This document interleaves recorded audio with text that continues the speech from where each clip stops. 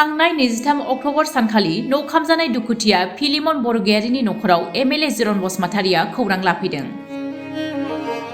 गसाइगाव महकुमानि सिङाव थानाय लावख्रिगुरि गामिनि फिलिमन बरग'यारिनि न'आ थांनाय 23 अक्ट'बर सानखालि हरखाबै अर नांनानै खामनानै सेवहांगार जादोंमोन।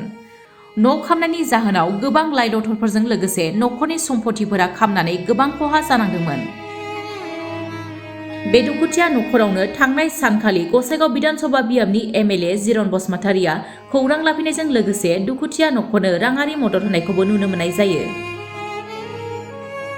बे नायदिंफैनाय हाबाफारियाव एमएलए बिथांजों लोगोसे जुमदुवार बियाबनि लोगो टिसिएलसिनि मासिगिरि निथुन बसुमतारिजों लोगोसे इउपिपिएल दोलोनि मजाथि प्राइमारिनि दैदेनगिरि बिथांमोनखौबो बाहागो लानायखौ नुनो मोननाय जायो।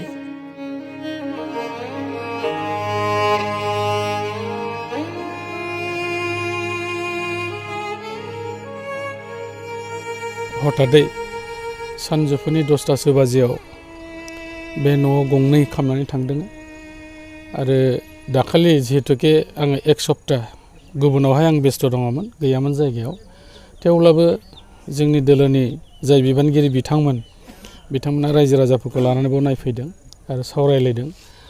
आथिखालाव जोङो फरेस्ट डिपार्टमेन्टजों लोगोसेयै जोङो सिभिल एसडिअ बिथांमोनजोंबो जगाजग खालामबाय थादों आरो दासिमहालागै नखरनि गार्जेना गामिनि रायजो राजा मानगोनां बिथांमोनखौ लाफानानै अलरेडि गासैबो रिपर्टखौ साबमिट खालामबाय। फरेस्ट डिपार्टमेन्टआवबो बे रिपर्टआ अलरेडि सौहैबाय आरो सिभिल एसडिअनावबो अलरेडि साबमिट जाबाय। पुलिस रिपर्टबो बाव साबमिट खालामनाय जाबाय आरो जोङो मिजिंथिदों थाबैनो हयथ' सरकारनिफ्राय मोनसे राहा लामा खालामनानै होनाय जागोन। आरो नुबाय गोबां खहा जादों। बे नखरा गावनि नखरखौ मोजाङै खुंलांनांगौनि सार्थआव जे नखरनि जाय आइजो दंमोन बिथाङा जि दानानैबो फाननानै नखरखौ खांनो थाखाय जोबोद नाजादोंमोन। दा बेवहाय मिथिनो मोननाय मथेब्ला गोबां जि दाखानानै दोननाय फानहरनो मोनथ'वाखैमोन, बुरजाथार खालामनानै जोबोद नस्थ' जाबाय।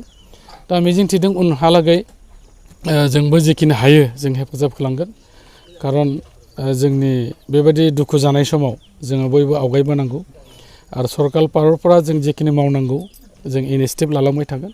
दा बेखौनो लानानै आङो दाखालि फैनो मोनैखाय दिनैहाय नुजाफैबावनाय जादों आरो गार्जेन रायजो राजा बिथांमोनजों सावरायदों। इयुनाव जेखिनि जों अनसुंथाइ होनांगौ आरो बेब'स्थाफोर दं बेखौ जों खालामगोन।